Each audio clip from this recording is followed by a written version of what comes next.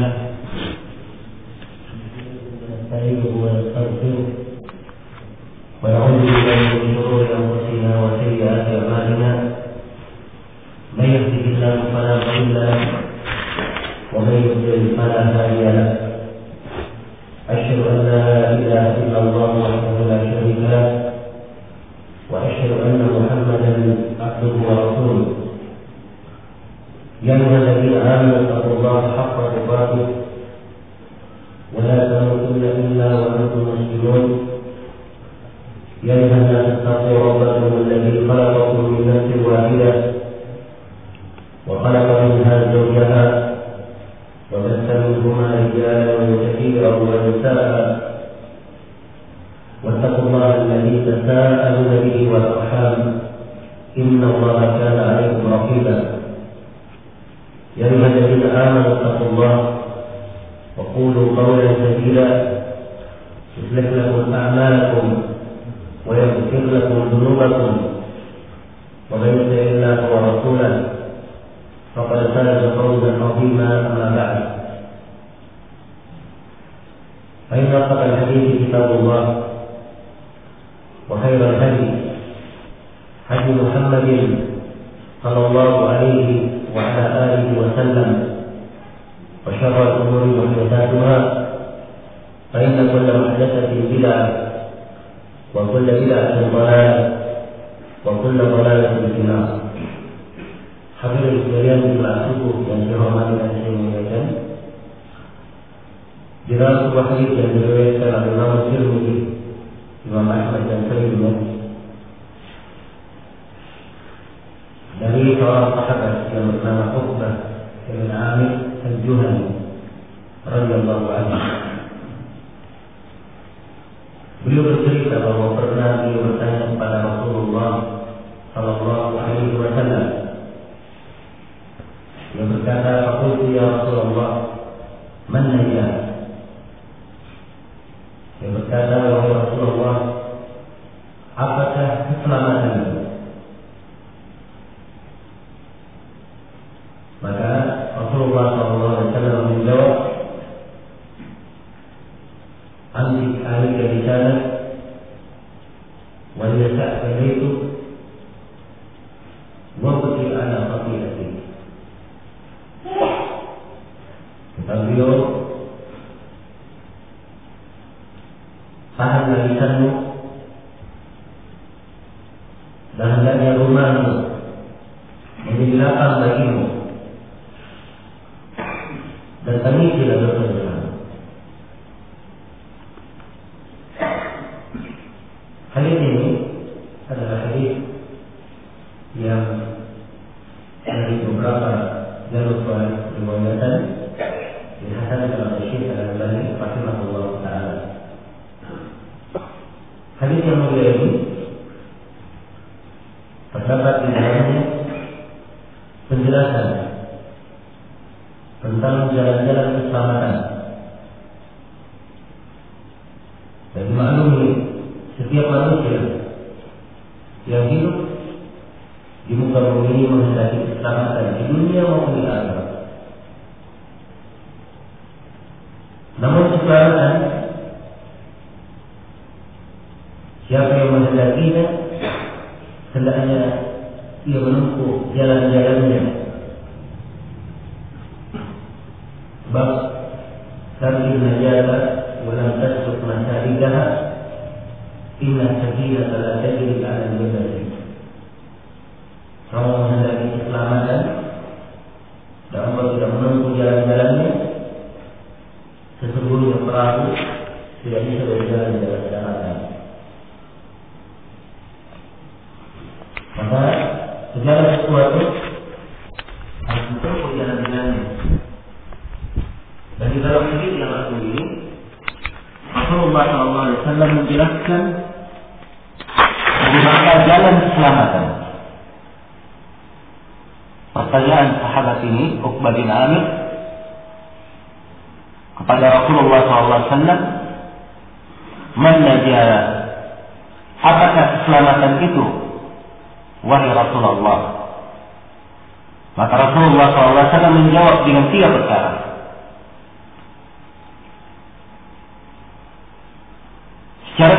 di dalam hadis ini terdapat sejumlah pelajaran dan sejumlah bekal-bekal kehidupan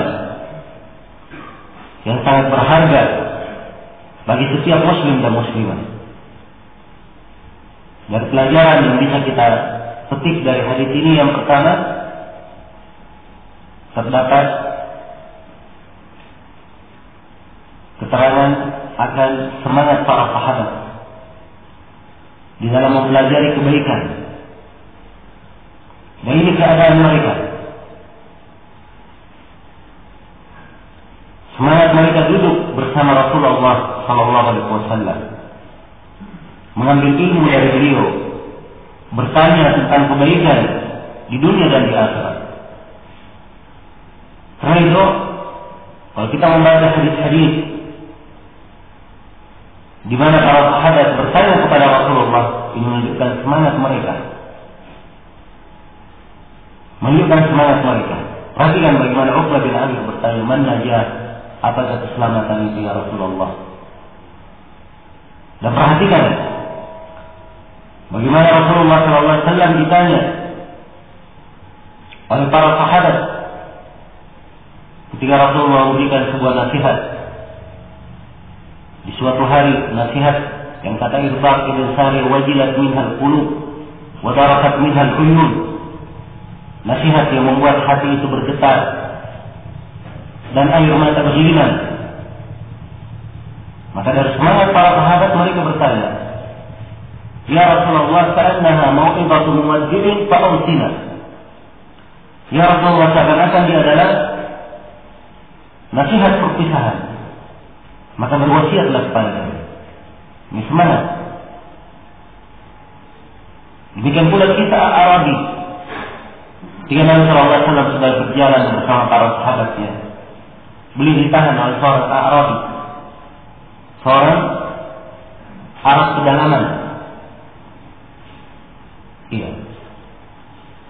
Arab ini tidak meminta harta dari Rasulullah, tidak meminta sesuatu dari perkara dunia. Tapi Arabi berkata kepada Rasulullah, "Ya Rasulullah, dullani ala amalin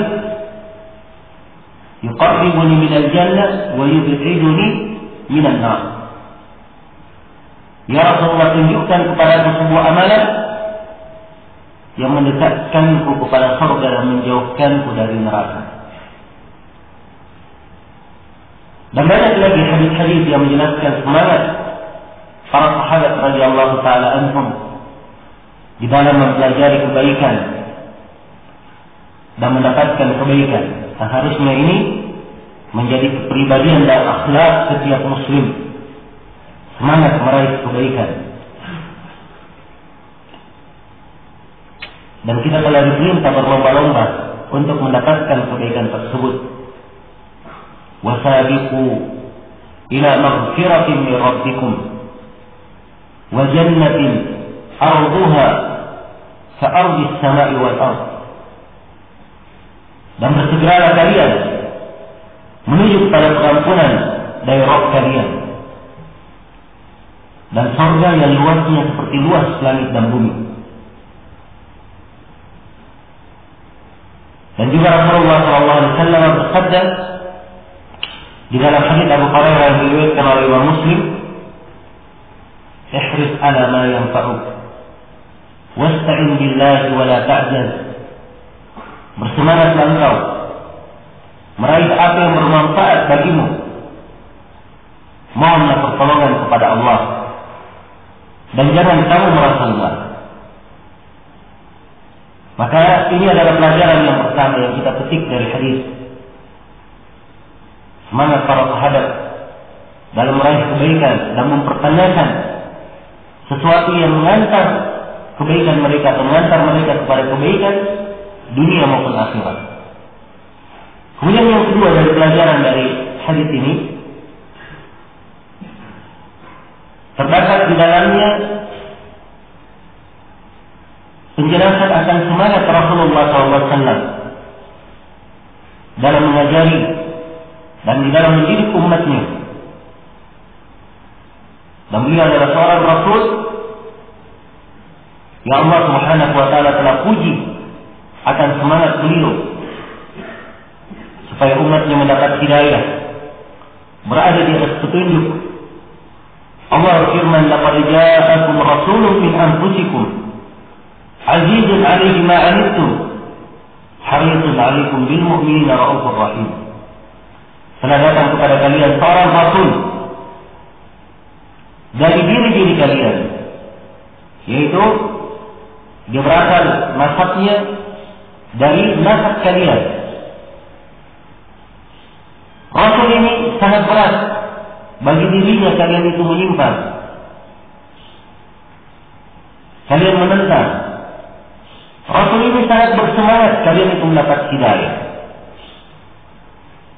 Dan beliau terhadap kaum mukminin adalah seorang yang pengasih dan penyayang, seorang yang sangat merahmati kaum mukminin. Ini sifat Rasulullah SAW. Karena itu wajar beliau terus menyampaikan dan mengajarkan ilmu kepada umatnya, hingga di antara hal yang menakjubkan dalam hadis Amr bin Aqqab yang diriwayatkan oleh Imam Muslim, beliau berkisah bahwa Nabi SAW pernah naik di atas mimbar setelah sholat subuh. Kemudian beliau terus berkhutbah, menyampaikan ujangan-ujangan dan nasihat kepada para sahabatnya hingga masuk waktu sholat zuhur. Kemudian beliau turun dari mimbar, lalu beliau mengimami manusia melaksanakan sholat zuhur. Setelah itu beliau naik lagi ke atas mimbar. Kemudian beliau terus berbicara sampai masuk waktu asar. Kemudian beliau turun sholat, kemudian naik lagi ke atas mimbar hingga waktu maghrib. Perhatikan, ya, sedemikian rupa semangat Rasulullah SAW terhadap umatnya. Maka ini memberikan kepada kita pelajaran bahwa siapa yang ingin mencapai derajat Rasulullah SAW, kemuliaan yang beliau dapatkan, maka hendaknya ia menempuh dan mengikuti semangat beliau di dalam menyampaikan kebaikan kepada manusia. Nabi SAW telah menganjurkan kita untuk menjadi sebab di dalam kebaikan. Dalam hadits Abu Mas'ud Al-Ansari yang diriwayatkan oleh Imam Muslim, Rasulullah SAW bersabda, "Man dalla ala khairin falahu ajr ka ajri fa'ilihi." Siapa yang menunjukkan sebuah kebaikan, maka dia akan mendapatkan pahala seperti pahala orang yang mengerjakannya. Dan di dalam hadis Jabir yang diriwayatkan oleh Imam Muslim, Rasulullah SAW bersabda, "Man istata'a minkum an yanfa'a akhahu falyaf'al." Siapa di antara kalian yang mampu memberi manfaat kepada saudaranya, maka hendaknya dia lakukan.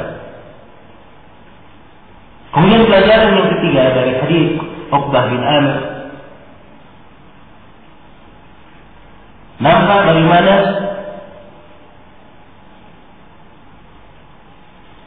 keindahan pengajaran Rasulullah SAW. Beliau mendidik umatnya, memberikan nasihat-nasihat sesuai dengan hal yang mencocoki keadaannya. Uqbah bin Amir bertanya tentang apakah sebab keselamatan. Beliau berikan 3 perkara yang merupakan jalan keselamatan. Ya. Beliau memberikan tuntunan sesuai dengan apa yang dia butuhkan, apa yang dia perlukan. Dan demikianlah Rasulullah SAW. Apabila beliau ditanya oleh para sahabatnya, maka beliau mengarahkan kepada apa yang diperlukan oleh orang yang bertanya. Dan ini adalah keindahan di dalam mendidik dan di dalam menyampaikan. Metode Rasulullah SAW dalam mendidik ini adalah hal yang patutnya kita cermati dan kita perhatikan, sebab beliau pada setiap keadaan berbicara sesuai dengan keadaan tersebut. Kemudian pelajaran yang keempat yang bisa dipetik dari hadis. Hadis ini menjelaskan tentang jalan-jalan keselamatan. Rasulullah menerangkan 3 jalan. Dari jalan-jalan keselamatan tersebut, 3 jalan ini beliau berkata, amsik alaika lisanak. Yang pertama, tahanlah lisanmu. Jalan yang kedua, waliyasa'ka baituka. Hendaknya rumahmu menjadi lapang bagimu. Kemudian jalan yang ketiga, wabki ala khati'atik. Hendaknya engkau menangisi kesalahan-kesalahanmu. Ini 3 jalan dari jalan keselamatan. Nah, harus diketahui bahwa ada jalan-jalan keselamatan yang lainnya. Belum diterangkan di dalam hadis ini, diterangkan di dalam lafaz ayat Al-Quran maupun hadis yang lainnya. Tapi sebagaimana yang saya utarakan tadi, bahwa Nabi SAW memberikan nasihat sesuai sekadar dengan apa yang diperlukan oleh orang yang bertanya. Maka Nabi memandang 3 hal ini. Kemudian dari wasiat beliau ini, beliau menjelaskan jalan keselamatan. Ini adalah kalimat-kalimat yang sangat indah, kalimat yang ringkas, tapi mengandung makna-makna yang sangat agung. Sepatutnya kita menghayati ucapan Nabi Sallallahu Alaihi Wasallam ini. Yang pertama beliau berkata, amsik alaika lisanak. Hendaknya engkau menahan lisanmu. Hendaknya engkau menahan lisanmu. Ya. Ucapan beliau ini menunjukkan sejumlah pesan. Yang pertama, pentingnya seorang hamba mengontrol lisannya.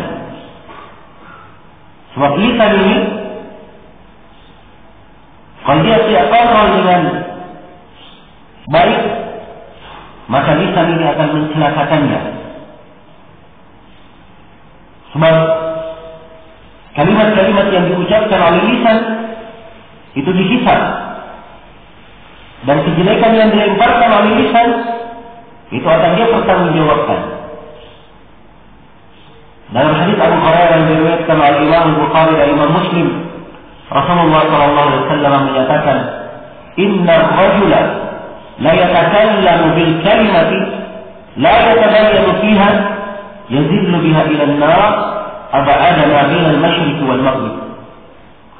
Ada seorang lelaki berbicara dengan sebuah kalimat. Perhatikan, dia berbicara dengan sebuah kalimat, satu kalimat. Kalimat ini tidak dia perjelas, dia ucapkan. Maka kalimat ini akan menyeret dia ke dalam neraka sejauh timur dan barat. Waliyahzubillah. Perhatikan, gara-gara satu kalimat. Ya. Menunjukkan bahayanya lisan itu. Karena itu, kata seorang penyair, ihdar lisanaka ayyuhal insan la yaldarannaka innahu thu'ban. Hati-hati engkau dari lisanmu, wahai manusia. Jangan sampai engkau digigit oleh lisanmu sendiri. Sungguhnya lisanmu itu adalah ular. Ya. Harus diketahui apa yang dia lakukan, apa yang dia perbuat, apa yang dia ucapkan. Kapan dia menjaga lisannya, bisa menahannya, bisa mengontrolnya, maka Rasulullah menjamin untuknya surga. Di dalam hadis Sahal bin Sa'ad As-Sa'id yang diriwayatkan oleh Imam Bukhari, Rasulullah SAW bersabda, "Man yatman li baina rijlihi wa baina rijlihi, adman lahu jannah." Siapa yang menahan untukku, atau siapa yang menjamin untukku, dia jaga apa yang antara dua jenggotnya. Antara dua jenggot maksudnya antara jenggot dan kumis, yaitu dia menjaga lisannya. Dan siapa yang menjamin, dia menjaga antara dua kakinya, yaitu dia menjaga kemaluannya. Jadi kalau diterjemah bebas, siapa yang menjamin untukku dia menjaga lisannya dan menjaga kemaluannya, maka kata Nabi, aqman lahul jannah, saya akan menjamin untuknya surga. Saya akan menjamin untuknya surga. Iya. Karena itulah Rasulullah SAW ingin menjelaskan jalan keselamatan. Amsik alaika lisanak, tahanlah lisanmu itu. Hendaknya dia bertutur kata yang baik. Wa qul li ibadi yaqulu allati hiya ahsan inna syaitana yanzighu bainahum. Katakanlah kepada segenap hamba-hamba, hendaknya mereka bertutur kata yang baik. Sungguhnya syaitan itu mengadu domba antara mereka. Syaitan mengadu domba antara mereka. Dan Allah Subhanahu wa taala berfirman, "Wa qulu qawlan sadida." Dan berucaplah kalian dengan ucapan yang lurus, ucapan yang baik. Iya.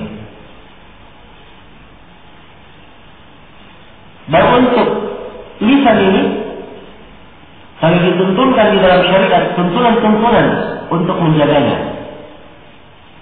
Ya. Nah, itu lisan yang paling baik adalah lisan yang memerintah kepada yang ma'ruf, berucap dengan keadilan, lisan yang membaca Al-Quran, ya. Lisan yang bahasa dengan zikir. Kata Nabi SAW, la yazalu lisanuka rataban bi dzikrillah. Hendaknya lisan kamu itu senantiasa basah, berzikir kepada Allah. Nah, kemudian dari manfaat sabda Nabi SAW, amsik alaika lisanak, tahanlah lisanmu. Ini adalah wejangan dari beliau, jalan keselamatan. Apabila terjadi masalah, maka seorang hendaknya pandai menahan lisannya. Jangan sembarang berbicara. Dan jangan dia berucap dengan kalimat-kalimat sehingga dia menjadi sebab semakin besarnya permasalahan dan terjadinya fitnah di tengah manusia. Iya. Ini diantara kandungan yang indah yang bisa dipahami dari hadis yang mulia ini. Maka kalau wasiat Nabi sallallahu alaihi wasallam ini kita terapkan di dalam kehidupan, maka sungguh sangat indah. Amsik alaika lisanak, jagalah lisanmu. Dan di salah satu ucapan Rasulullah kepada sahabat yang lain, diriwayatkan oleh Ibnu Hibban, kata beliau, "Idza kunta ila sholati faqum, faqalli salata muwakkilin, wa la tatakallam bi kalamin ta'tadiru minhu ghadan." Apabila engkau berdiri untuk melakukan salat, maka berdirilah engkau, salatlah engkau seperti salat orang yang berpisahan. Seakan-akan ini salat terakhirnya. Ya, kira-kira kalau salat dia tahu misalnya, sebentar lagi kamu meninggal, ini adalah salat terakhir kamu. Kira-kira apa yang dia lakukan pada salat ini? Ya, dia sedang sangat khusyuk di dalam salatnya dan berusaha memanfaatkan bagaimana satu salat ini bisa menyelamatkan dia dari neraka, memasukkan dia dalam surga. Kemudian Nabi melanjutkan wasiatnya, dan jangan kamu berbicara dengan sebuah pembicaraan yang pada hari kiamat kelak engkau akan minta maaf darinya. Ya.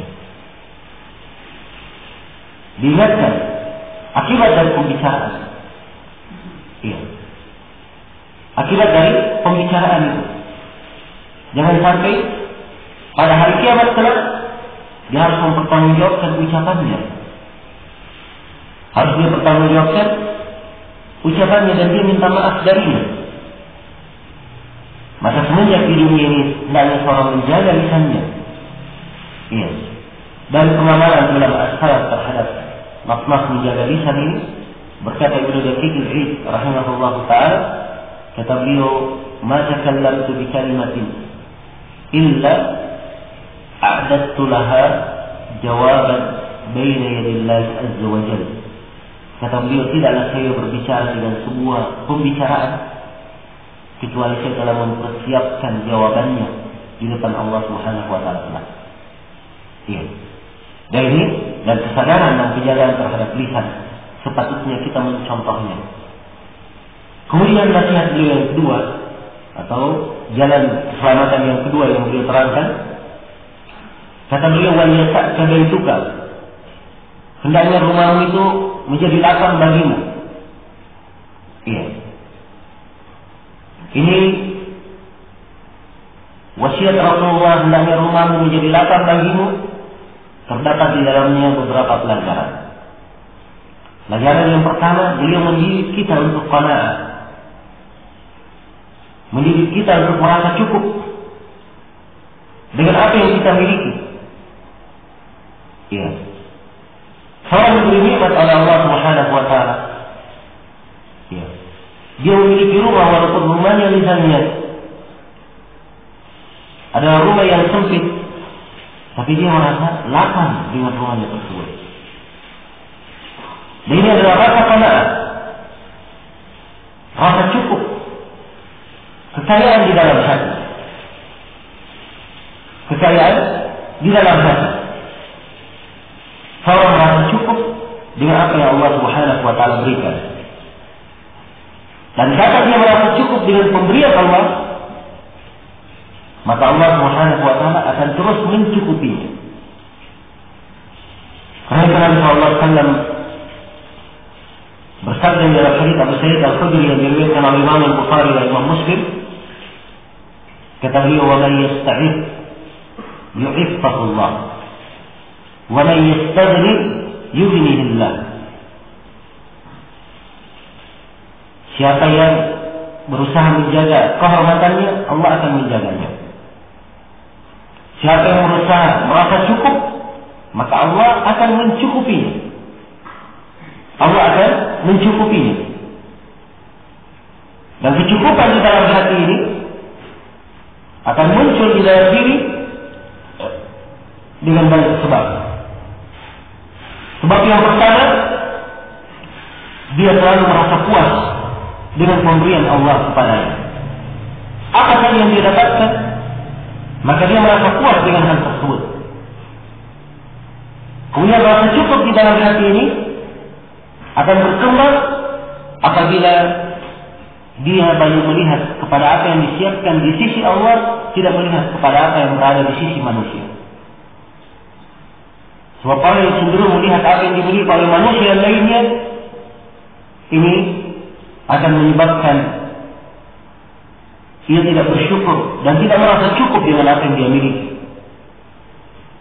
Tapi kapan dia berkata di dalam dirinya, "Ma indakum yanfudu wa ma inda Allahi baq," apa yang berada di sisi kalian akan sirna, dan apa yang berada di sisi Allah itulah yang kekal, maka kecukupan pasti akan berada di dalam hatinya.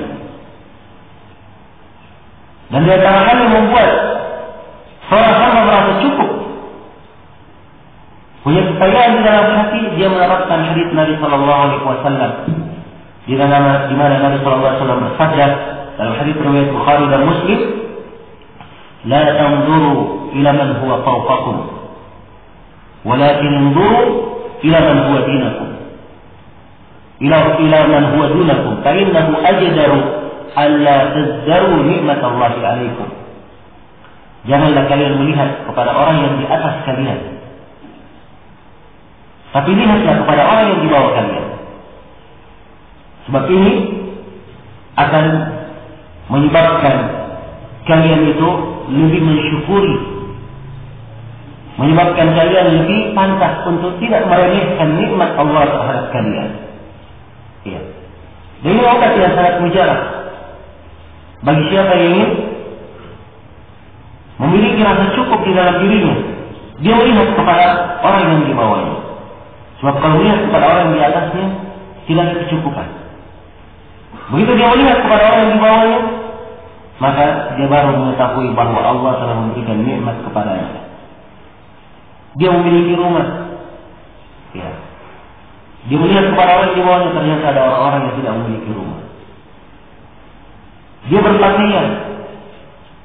Ternyata ada orang-orang yang kurang dalam berpakaiannya. Dia bisa makan dan minum dalam sehari 3 kali. Ternyata ada orang-orang yang mungkin makannya hanya sekali dalam sehari, dan mungkin ada yang sekali dalam 3 hari. Dia melihat kepada siapa yang dibawanya, sehingga dia semakin banyak bersyukur terhadap nikmat Allah Subhanahu wa ta'ala.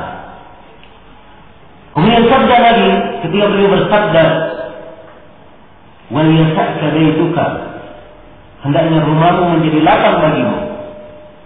Ini pesan dan jalan keselamatan dari beliau, menghindar dari fitnah. Sebab ketika terjadi masalah, tempat yang paling indah bagi seorang hamba adalah rumahnya. Dia jangan keluar kemana-mana, sibuk beribadah. Dia sibuk beribadah, ya.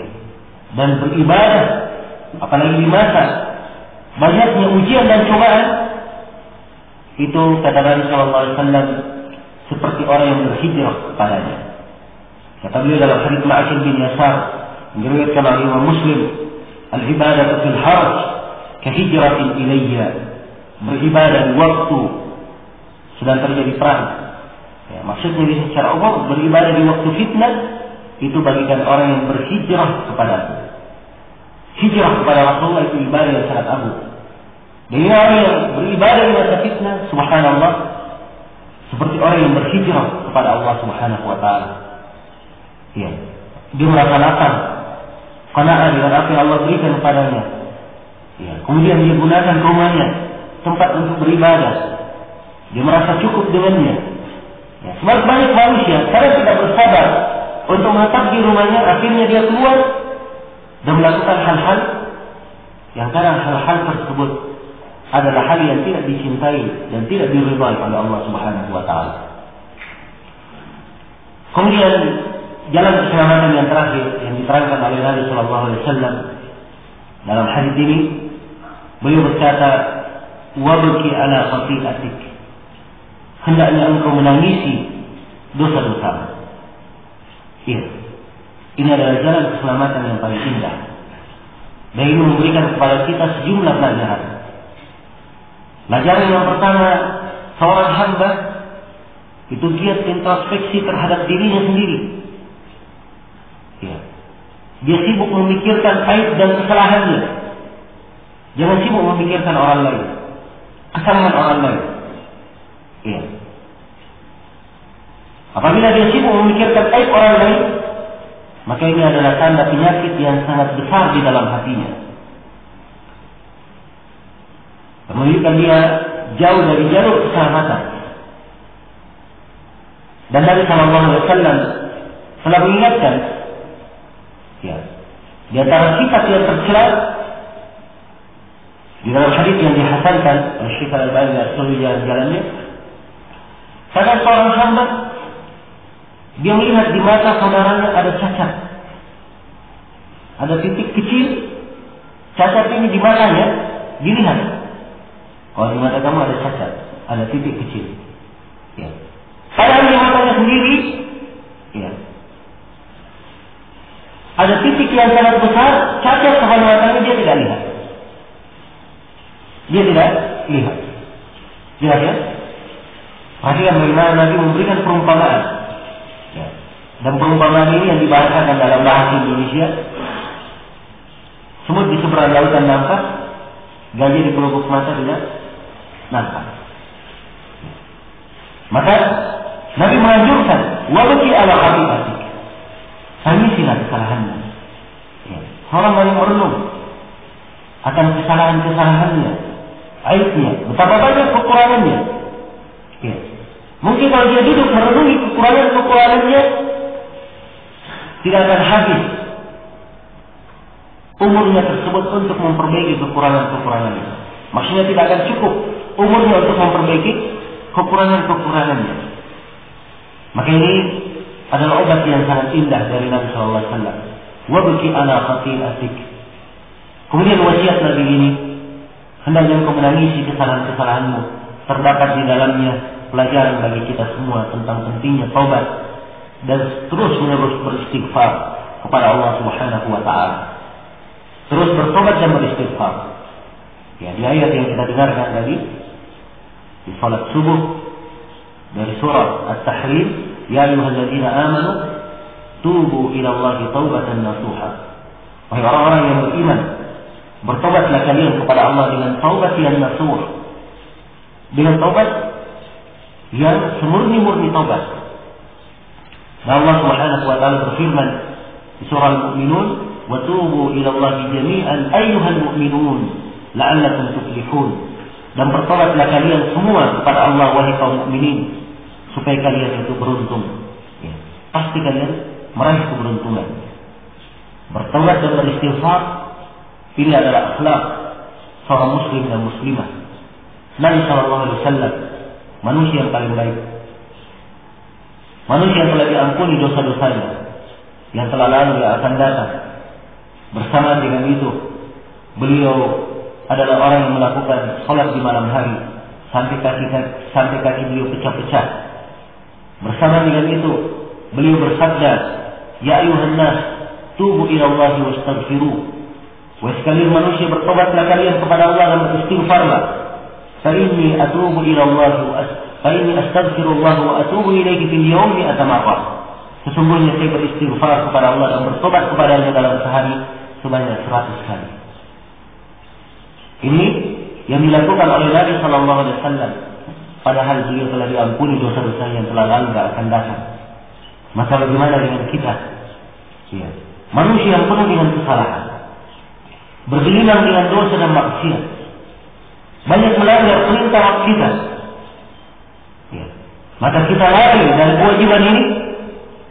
Ini adalah suatu ajakan dari syaitan, perangkap dari syaitan yang hendaknya kita sadari. Maka Nabi SAW ketika berwasiat, "Warisi ala khati'atik," dan tangisilah dosa-dosamu. Ini adalah wasiat yang sangat agung, wasiat yang sangat indah.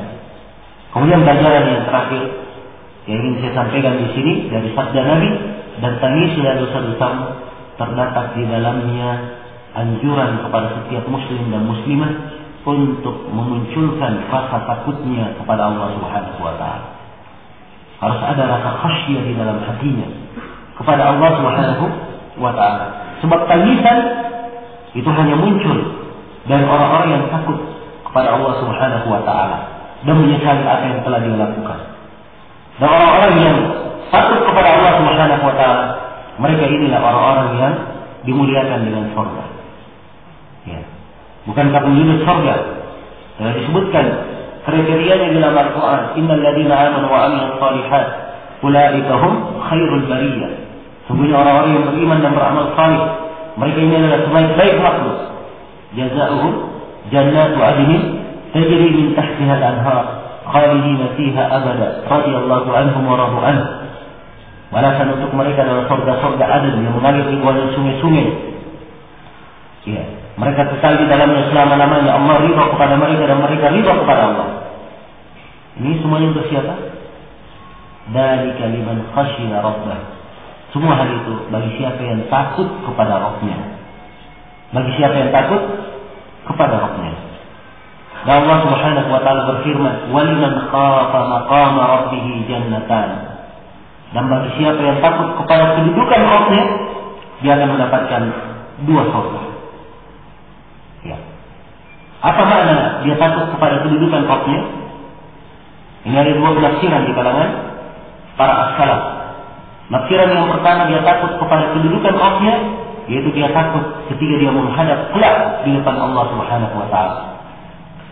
Ya, dia berdiri di depan Allah dan mempertanyakan dan mempertanggungjawabkan segala perbuatannya di muka bumi. Ya, hamba yang takut kepada kedudukan Rabb-Nya ini, dia akan mendapatkan 2 surga. Sebab rasa takutnya di dalam hati ini akan menyebabkan dia berusaha dan terus bertobat kepada Allah Subhanahu wa taala. Kemudian penafsiran yang kedua, dan bagi siapa yang takut kepada kedudukan Rabb-Nya maksudnya adalah keagungan dan kebesaran Rabb-Nya. Siapa yang takut kepada kebesaran Allah, ya, Allah Subhanahu wa taala Maha menghisab segala yang dilakukan oleh hamba. Allah Subhanahu wa taala tidak luput darinya segala yang dilakukan oleh manusia di langit, segala yang dilakukan oleh makhluk di langit dan di bumi. Allah Subhanahu wa taala yang telah menjadikan setiap jiwa itu ada perhitungannya masing-masing. Apabila dia punya rasa takut akan kebesaran Rabb-Nya, Semakin dia membesarkan khaufnya, maka akan semakin besar rasa takutnya di dalam dirinya. Dan ini adalah akhlak yang sangat mulia yang dijelaskan di dalam berbagai ayat Al-Quran dan hadis Rasulullah Sallallahu Alaihi Wasallam. Ya, sebenarnya hadis yang mulia ini, walaupun kalimatnya ringkas, tapi banyak hal yang bisa dipaparkan darinya dan pelajaran-pelajaran yang bisa dipetik, ya, dari kandungannya. Namun apa yang saya sampaikan adalah isyarat-isyarat agar supaya kita cinta untuk senantiasa mencermati hadis Rasulullah SAW, ya, merenungi sabda-sabda beliau, mengambil petunjuk dari hadis-hadis beliau, ya, sehingga akan tertanam di dalam diri kita akhlak yang baik, ya, dan kita akan mendapatkan jalan-jalan keselamatan. Semoga Allah Subhanahu wa taala memberkahi kita semua pada segala tuntunan agama yang kita dengarkan dan menjadikan kita semua sebagai hamba-hambanya yang mendengarkan kebaikan dan mengikuti yang terbaiknya. Dan semoga Allah Subhanahu wa taala memberikan kebaikan untuk kita semua pada apa yang kita pelajari ini dan mengampuni segala dosa-dosa kita dan menjadikan kita semua sebagai hamba-hambanya yang senantiasa bertobat kepadanya dan senantiasa mempersiapkan bekalnya untuk menghadap Allah Subhanahu wa taala. Mudah-mudahan apa yang saya sampaikan ada manfaatnya seluruh hadirin, dan saya mohon maaf atas segala macam kekurangan dan kesalahan, dan saya berdoa kepada Allah Subhanahu wa taala semoga siapa yang hadir di majelis ini dan menjadi sebab terselenggaranya acara kebaikan ini semuanya mendapatkan kebaikan dan mendapatkan pahala di sisi Allah Subhanahu wa taala hari tatkala kita berjumpa dengannya. Wallahu taala alam. Subhanakallahumma wa bihamdik asyhadu an la ilaha illa anta astaghfiruka wa atubu ilaik. Walhamdulillahirabbil alamin. Wassalamualaikum warahmatullahi wabarakatuh.